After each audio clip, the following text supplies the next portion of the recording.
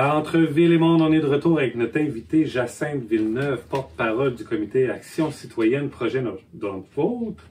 Et puis on parle du greenwashing, c'est-à-dire quand quelque chose est vert, hein, comme les voitures électriques. C'est vert, ça, c'est vert, c'est bon. Mais c'est ça un peu du greenwashing, c'est quand ça ne l'est pas tant que ça, quand les avantages escomptés sont pas nécessairement au rendez-vous. Et tu nous parlais...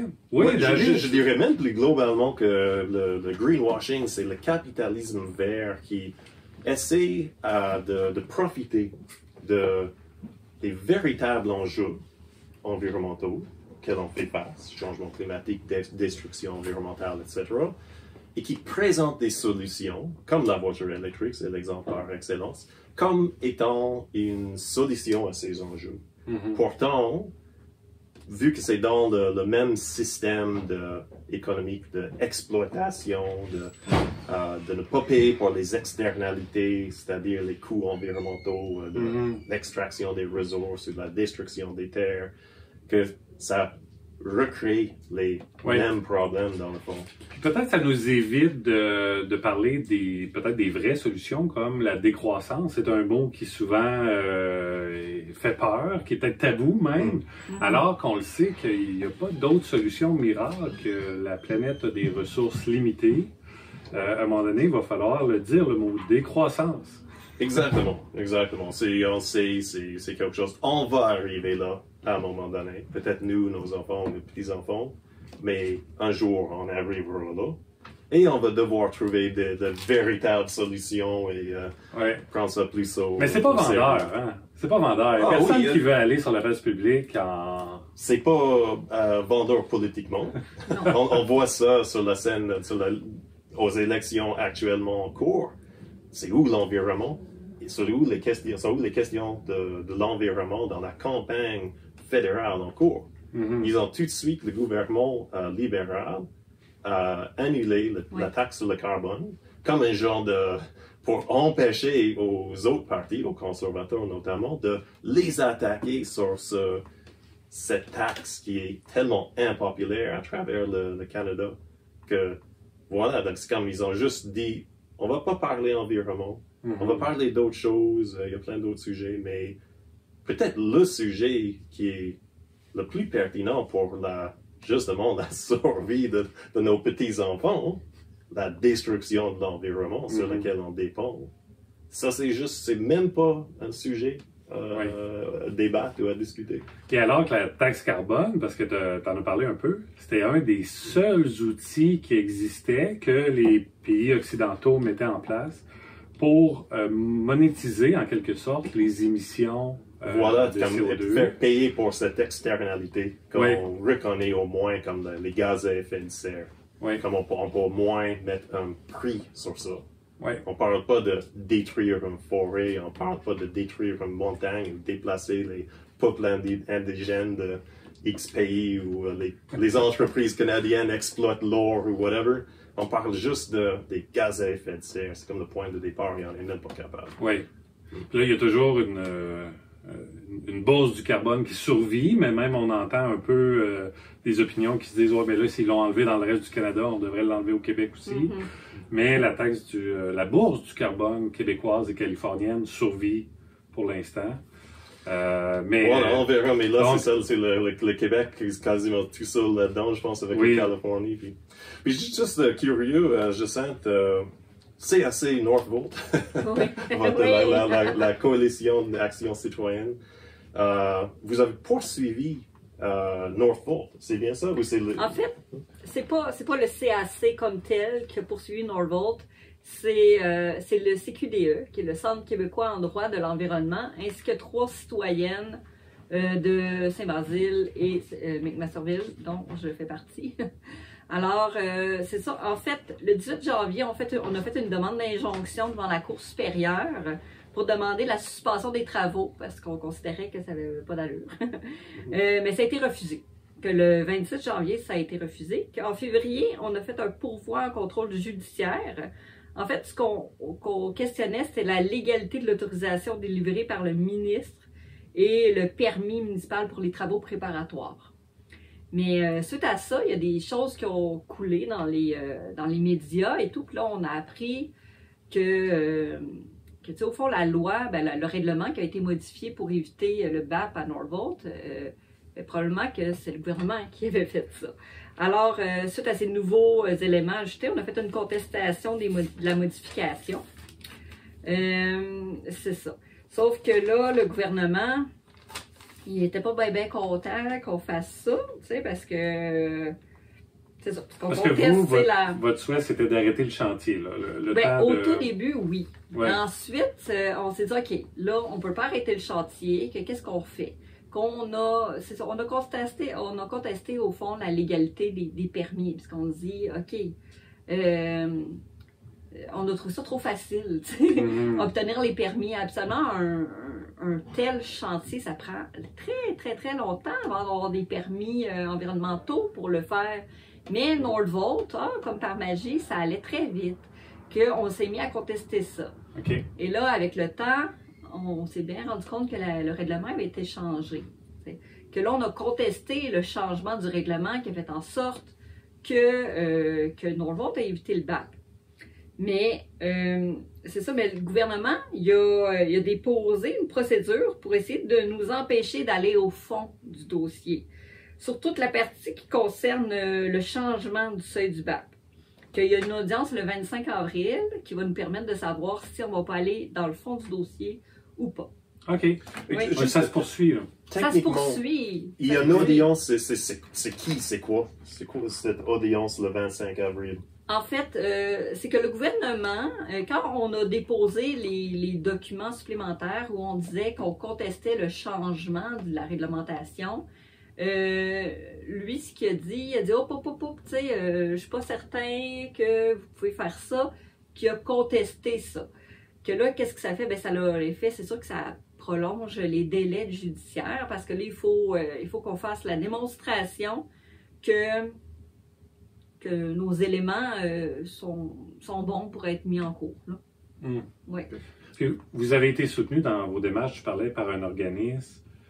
Quel est son rôle? Oui, c'est ça. Moi, je ne le connaissais pas. Il gagne à être connu. En fait, le CQDE, c'est un organisme qui défend nos droits en un environnement sain, finalement. C'est il défend des droits environnementaux en collaboration avec des citoyens qui font des demandes. Eux, ils disposent de fonds pour nous représenter là, devant les tribunaux. Ils ont une très bonne expertise en droit environnemental, mais tout organisme plus citoyen, ils vivent sur l'argent que le monde leur donne. Là. On voit de plus en plus à travers le monde des gains, des fois, des militants devant les tribunaux pour défendre l'environnement. On a vu des causes célèbres aux États-Unis, oui. En Amérique du Sud aussi, je cherche le pays, où on dit la terre des droits aussi. Et le fait de l'attaquer, et ces citoyens aussi ont des droits d'être dans un environnement, une aire de qualité, par exemple. D'attaquer ça peut être... en fait, l'entreprise peut être poursuivie là, si elle est consciente du tort qu'elle causait. Oui, est-ce qu'au Québec, on aurait la capacité de défendre nos droits, de défendre les droits de la terre et de l'environnement? C'est une grosse marche, là. C'est un gros projet parce que, par exemple, quand il y a eu la loi sur le développement durable, le gouvernement s'est engagé à mettre en ligne un livre, là, le terme exact ne me revient pas, là, mais un recueil de toutes les autorisations qui sont données, tous les détails sur les différents projets dont une demande avait été soumise. Mais ça fait 7 ans de ça et le gouvernement ne l'a toujours pas mis en ligne, ce répertoire-là. Alors, c'est ça, on a une longue marche si on veut obtenir ça, là, on a beaucoup de débats devant nous, là, beaucoup de manifestations à faire. C'est ça, parce que oui, l'environnement devrait avoir ses droits. On a tendance à mettre beaucoup l'être humain au centre de tout ça, mais il faut vivre en harmonie avec ce qui est autour de nous aussi, l'environnement. Et tout ça. Souvent, ce que tu mentionnes, Sébastien, je pense comme au Brésil, par exemple, c'est souvent les communautés indigènes, les peuples natifs qui, eux, réussissent à réclamer les droits vis-à-vis la terre, de la terre, exclure ça de l'exploitation par les entreprises, souvent canadiennes. Il y a, je pense, quelque chose comme 75% des compagnies minières au monde sont comme, en tout cas, un bon pourcentage qui sont basées au Canada. Et je ne sais pas si, dans le cas de Northvolt, est-ce que la communauté autochtone au Canada, au Québec, est impliquée? Parce que je sais souvent, il y a des obligations au niveau fédéral de, par exemple, consulter les communautés autochtones. Oui. En fait, il y a des communautés autochtones même qui voulaient je pense qu'ils ont lancé une poursuite contre le gouvernement à cause du projet Northvolt. Je sais, j'ai pas grand détail là-dessus. Là. Je n'ai pas les informations comme telles, mais je sais qu'ils voulaient le faire. Et puis, bon, là, il y avait un comité de liaison. Là, en fait, c'était la compagnie Northvolt qui avait créé un comité de liaison. Puis ils nous disaient que oui, il y avait des échanges avec les communautés autochtones et tout, mais j'ai pas énormément de détails là-dessus. Là. OK. Non, c'est juste, personnellement, je trouve que c'est quelque chose disons, de nouveau. Mais c'est souvent drôle que ces gens qui ont tellement été exploités par le passé, que c'est eux quand même qui sont les plus féroces défendeurs de l'environnement. Ici au Québec, au Canada, mais à travers le monde, en Amérique du Sud, etc. Oui. Et, tout à fait. Oui, c'est ça. Puis souvent, il y a comme des avenues, peut-être, comme justement des gains qui ont été réalisés par ces communautés, qu'il y a une obligation du gouvernement fédéral de consulter les communautés autochtones, que voilà, ça peut être peut-être une point de contestation additionnelle à ce que tu mentionnes avec j'ai oublié l'acronyme déjà, mais... CQDE. CQDE, voilà. Oui, c'est intéressant. Mais je pense que c'est d'avoir une vision à long terme. Hein, puis c'est ça, des fois, les nations autochtones. Hein, c'est quoi l'adage qui dit faut rien faire contre qui pourrait impacter la 7e génération devant nous. Oui, exact. Oui, c'est ça. Désolé si je la déforme. Mais non, il y a beaucoup de sagesse, oui, exact. Oui, qui sont traversés à nous, exact, par les dictons. Voilà, mais oui, exactement, je pense que c'est dans leur... traditionnellement, c'est cette approche de penser aux impacts pour les 7 prochaines générations. Oui. Et, puis là, la transition climatique qu'on voit, c'est du court terme, on dirait. Oui, exactement. Puis tout ce capitalisme vert, c'est vraiment l'encontre de ça. On pense au prochain trimestre et les investisseurs et la valeur sur la bourse des actions de l'entreprise. Puis ça, c'est vraiment fou, mais c'est vraiment ça que, disons, une entreprise comme Northvolt, ils sont obligés d'agir comme ça dans notre système économique. S'il y a un PDG de Northvolt qui n'essaie pas d'exploiter au maximum la possibilité de construire une nouvelle usine payée par le contribuable d'un pays X, Y, Z, c'est comme il n'est pas en train de faire son travail. Il y a une autre entreprise qui va prendre sa place. Voilà, c'est ça. Oui. Avez-vous de l'intérêt pour des questions ou quelque chose? Vous aviez parlé tantôt de que ça prenait beaucoup d'énergie pour comme le charbon des fois, ou ici l'électricité pour faire fonctionner l'usine. Mais comme justement, qu'est-ce qui serait plus polluant qui aurait été plus polluant chez l'usine Northvolt? Est-ce que c'est comme la production, parce que ça prend beaucoup d'hydroélectricité, puis dans les autres pays où est-ce qu'il n'y a pas d'hydroélectricité, c'est le charbon qu'ils utilisent à la place. Mais qu'est-ce qui aurait été comme le plus polluant dans l'usine Northvolt? Oui, c'est intéressant. Jacinthe? Mais en fait, l'usine de Northvolt aurait utilisé des produits comme le nickel, le cobalt, le manganèse. Et qu'est-ce qu'ils prévoyaient faire? C'était pomper de l'eau dans la rivière Richelieu pour les différents procédés. Il y avait des procédés, par exemple, de refroidissement, mais il y avait aussi l'eau qui pouvait être utilisée pour la fabrication de la batterie. Que nous, nos craintes, c'était que, parce qu'après ça, ils rejetaient l'eau dans la rivière Richelieu. Que le pompage d'eau et le rejet d'eau était quelque chose qui nous amenait beaucoup d'inquiétude, surtout qu'en étudiant les documents de comment ça se passait à Skellefteå en Suède, avec leur première usine, c'est qu'ils avaient retrouvé du nickel dans l'air et du lithium dans l'eau. Et le lithium, ce qu'on sait, c'est que ça a un effet, en fait, c'est un médicament qu'ils donnent aux gens qui sont bipolaires, là. Ça a un effet sur le cerveau. Il y a eu des corrélations qui ont été faites avec l'autisme. Alors, il y a des choses comme ça qui nous inquiétaient beaucoup. Il y a toute l'exploitation des métaux. Est-ce qu'on sait si elle allait être... ils venaient de mines québécoises ou on savait d'où les métaux allaient venir? Il n'y avait aucun engagement avec ça. Tu sais, le gouvernement, en signant le contrat, il aurait très bien pu dire, OK, vous engagez, vous venez ici, parfait, une des conditions, c'est que vous preniez les métaux d'ici, mais il avait signé aucun engagement avec ça. Norvolt avait beau dire, ah oui, tu sais, oui, on va le faire, mais il n'y avait rien signé à cet égard. Tu sais. On sait que l'aluminium, possiblement, il serait venu d'ici. Le cobalt venait d'Afrique ou du Congo. On sait que c'est pas ultra éthique, l'extraction du cobalt au Congo. Eux, ils disaient que oui, ils faisaient affaire des bons entrepreneurs, mais c'est ça, ça serait venu d'un peu partout. Je sais qu'il y avait quelque chose qui venait de l'Australie, que c'était pas tout québécois, là. Ouais, c'est ça. Puis c'est drôle parce qu'ici à Québec, au port de Québec, on se plaint souvent du nickel dans l'air. Puis c'est souvent quand ça arrive au port de Québec, c'est comme décharger des bateaux ou charger sur des bateaux. Et voilà, c'est une source de pollution ici à Québec, dont le monde se plaint. Puis c'est directement lié à la fabrication des batteries. Oui, tout à fait. Puis en lien avec ta question sur l'énergie, je pense qu'il y a comme une énergie dans D'abord, je pense que Jacinthe t'a parlé de comme le chantier, le méga chantier que ça va impliquer pendant ça va durer des années. Ça va durer des années si jamais ça se réalise. Mais en plus de ça, la fabrication des batteries, ça consomme beaucoup d'énergie.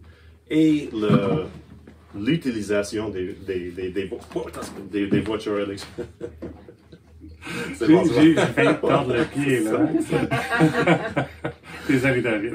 T'as-tu eu chaud un peu, là? Ouais, c'est ça. Un petit choc. Mais c'est ça, mais évidemment aussi, dans le fonctionnement des véhicules, ça consomme beaucoup d'énergie. Donc, c'est ça, c'est hyper... J'ajouterais quelque chose sur l'énergie parce que on dit souvent, oui, on produit de l'énergie verte au Québec, mais là, il y a un problème, on ne produit pas assez d'énergie. Donc, il va falloir développer beaucoup la production d'énergie. Même, je crois que c'est doubler la production actuelle d'Hydro-Québec dans les 30 prochaines années qui est prévue par Hydro-Québec. Donc, ça va être des nouveaux barrages ou sinon des développements éoliens ou solaires. Mais tout ça, c'est encore de la consommation et du développement. Tout à fait. Mais tantôt, on parlait de décroissance. Je pense que ça va aussi dans la sobriété énergétique. Là. Il va falloir apprendre à utiliser moins d'énergie, moins polluer. Il va falloir revoir nos façons de faire, nos façons de vivre. Merci pour vos questions. Est-ce que ça répond? Est-ce qu'il y a d'autres? Oui. En avez-vous d'autres? Le chum de Jacinthe? Toi qui es assez au courant du dossier. Excellent. Ah, c'était cool ta question, ça nous a fait ouvrir sur C'est ça. Oui, donc une petite question peut-être portée vers l'avenir. Qu'est-ce que vous voyez pour la suite? On sait qu'il y a d'autres partenaires potentiels qui pourraient s'impliquer, d'autres investissements. Est-ce que ça entraîne des nouveaux risques ou je peux prendre l'actualité la plus récente? Alors, moi, j'aimerais votre opinion à ce sujet, s'il vous plaît. Merci. Intéressant. Jacinthe, as-tu... En fait, actuellement... On est dans l'inconnu actuellement. On est beaucoup dans l'inconnu actuellement. On ne sait pas exactement qu'est-ce qui va arriver avec ce terrain-là. Tout ce qu'on sait, c'est qu'ils sont en train de construire la route pour y accéder plus facilement. Il est complètement déboisé. Tous les milieux humides ont été remblayés.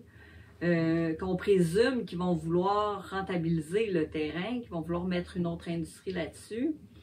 C'est sûr que nous, en tant que citoyens, on aimerait ça qu'ils prennent leurs décisions un peu mieux, qu'ils prennent le temps d'analyser et que ça ne soit pas vite à la course, comme ça a été le cas pour Norvolt. c'est sûr que si vous me demandez mon opinion à moi, je vous dirais que je replanterais plein d'arbres là-dessus, puis j'essaierais de faire revivre un peu le terrain, parce que c'était un beau terrain, c'est vraiment une ressource terrible là, qui n'existe plus. T'sais. Mais au moins, c'est des petites entreprises, peut-être un beau centre culturel là, avec des arbres. Qu'est-ce qu'on lit aussi dans l'industrie de la batterie? Parce que oui, on souhaiterait peut-être des arbres et un retour à la nature sur ce site, mais je pense que l'industrie de la batterie a été surpris de la transition qui s'est faite peut-être pas assez vite pour eux. C'est ce qu'on voit, les voitures électriques ne se vendent pas suffisamment, donc la demande pour les batteries, et ça à l'échelle mondiale, c'est pas nécessairement seulement au Québec. Et puis, ça fait que ce qu'on lit sur le sujet, c'est que la transition climatique va se faire, mais elle va prendre plus de temps. Donc, possiblement, ça va être des nouveaux joueurs qui vont arriver avec un autre modèle d'affaires, probablement plus sur le long terme, la durée, plutôt que là, Nordvolt était plus dans une approche de rapidité pour essayer de prendre une part dans le marché, ce qu'ils n'ont pas réussi. Mais il y a des joueurs qui sont là depuis longtemps et qui sont bien établis pour l'avenir, qui possiblement vont regarder les disponibilités de kilowattheures au Québec et vont peut-être faire une offre éventuellement. C'est ça. Mais ce qu'on sait aussi, c'est que la technologie de Nordvolt, elle commence à être dépassée. T'sais, le lithium-ion, c'est plus la solution d'avenir maintenant. Elle regarde plus du côté du sodium. Qu'il y a des nouvelles technologies, des nouvelles choses qui se développent. C'est quelque chose qui va très vite. Que dès le départ, on savait qu'ils partaient pas nécessairement du bon pied, parce qu'ils n'ont pas su regarder en avant. C'était quoi les solutions d'avenir? Oui. Ils étaient sur un sprint, là, Nordvolt, tout à fait. Ils se sont enfargés à mi-chemin. Clairement, là. Oui, mais il y a d'autres entreprises, c'est ça, qui sont peut-être plus sur la durée. Puis, oui. Oui, il y a toutes sortes de technologies. C'est ça. On ne sait pas s'ils vont garder ce terrain-là dans le but des technologies comme ça. On ne le sait pas. C'est encore récent qu'ils ont annoncé la faillite de Nordvolt. Là, c'est entre les mains des syndics de faillite. Qu'est-ce qu'ils vont décider de faire avec ça? J'en ai aucune idée. Là. Intéressant. Est-ce que ça vous stimule sur d'autres questions, peut-être? Ou, Oui. Est-ce que vous savez si la technologie qui utilise le sodium à place du lithium, si ça serait moins polluant, par exemple, que la fabrication de ce type de batterie-là? Oui, clairement. Le sodium, c'est reconnu comme quoi que ça serait moins polluant que le lithium, parce que le lithium, il faut l'extraire. Et ça demande, ça demande beaucoup d'énergie, beaucoup d'eau. Là, je ne suis pas une chimiste, là, je ne connais pas tous les détails, mais d'après mes lectures, d'après ce qu'on m'en a dit, oui, le sodium, ça serait moins polluant. Au moins un point positif. C'est ça, ça finit sur une bonne nouvelle. Mais, si je peux rajouter quelque chose, je pense que... Ça en vient avec des batteries au sodium. Et si je peux rajouter quelque chose, je pense qu'à un moment donné, il va falloir arrêter de vouloir monétiser l'environnement. Tu sais, là, qu'est-ce qu'ils font? C'est que oui, tu sais, la taxe carbone, mais encore là, c'est prendre l'environnement puis y donner un coût. La destruction des milieux humides, on dirait qu'ils disent « Ah, c'est pas grave, parce qu'ils vont nous donner une compensation financière. » Mais l'argent ne remplacera jamais l'environnement. Ce qui est détruit est perdu. Tu sais, si on regarde la tourbière à Blainville, ça a pris des milliers d'années à ce que ça se fabrique de façon naturelle, la tourbière. Les milieux humides, c'est pas je creuse un trou, je mets de l'eau dedans. Ça prend du temps, ça prend de l'énergie, mais l'énergie naturelle. Ces choses-là, on ne peut pas couper un arbre de 100 ans en disant que je vais en planter un autre demain. Ça a pris 100 ans, cet arbre-là, pour prendre cette grosseur-là et avoir tous les impacts écologiques. Il faut arrêter de dire « Ah, c'est pas grave, ils vont donner de l'argent pour compenser. » Il faut arrêter tout simplement de détruire. C'est ça que je voudrais rajouter. Encore la sagesse des Autochtones, on ne sait pas exactement la source, mais je me souviens d'avoir entendu un dicton qui dit quelque chose du genre. C'est juste quand tous les arbres sont coupés, que toute l'eau est polluée, l'air est pollué, qu'on va se rendre compte qu'on ne peut pas manger de l'argent. Non, tout à fait. Puis tu sais, les milieux humides, ils agissent comme une éponge. Avec les changements climatiques, c'est connu que les inondations vont être de plus en plus fréquentes. Si on enlève toutes nos éponges naturelles, qu'est-ce qui va arriver? On va se faire inonder. Qu'il faut arrêter là, de tout détruire sur le coup de oui, on va faire de l'argent avec ça. Comme tu dis, l'argent, c'est pas ça qui va nous nourrir, là. Clairement pas. Surtout avec les billets en polymère, là. C'est ça. Excellent, on dirait que tu as une autre question, puis ça te mord les lèvres. J'en avais un autre. Pourquoi ils avaient décidé de refaire le projet à cet endroit-là, justement, vu qu'il y avait, en plus, qu'il y avait tellement un milieu naturel intéressé à cet endroit-là? Pourquoi ils ont vraiment décidé cet endroit-là particulier? C'est à cause de la proximité de métaux à cet endroit-là? Ou... Non, pas du tout. En fait, il leur fallait un terrain d'une certaine superficie. La première étape, c'était de trouver un terrain assez grand. Ensuite, il leur fallait un terrain proche d'un cours d'eau parce qu'ils voulaient faire du pompage d'eau et du rejet d'eau. Il leur fallait ça. Puis ils voulaient être aussi proche d'une voie ferrée. Et là, actuellement, le terrain, justement, quand je disais qu'il était cloisonné, il y a la 116, il y a la voie ferrée et ensuite il y a le terrain qui était proche d'une voie ferrée. Puis ils voulaient être aussi proche d'un bassin de population. Alors, Montréal. On est comme à McMasterville, c'est environ une demi-heure de route de Montréal. Là, ça se fait très bien. C'est ça. C'est pour ça qu'ils avaient choisi ce terrain-là. On leur a posé maintes fois la question, il y a sûrement d'autres places qui auraient fonctionné. Puis ils nous disaient toujours non, il n'y a aucun terrain qui remplissait tous les critères qu'on voulait. Donc, on termine cette émission d'Entre Ville et Monde. C'était Sébastien et David au micro, Marcella à la technique. Merci à notre invité Jacinthe Villeneuve, porte-parole du comité Action citoyenne Projet Nordvolt. Merci. Merci beaucoup. Et merci à vous pour votre écoute. J'espère que vous avez apprécié. Vous pouvez trouver notre balado sur le site de CKIA 88.3 FM. On a un courriel, une page Facebook. Écrivez-nous, partagez vos commentaires et suggestions. Et au plaisir de vous revoir.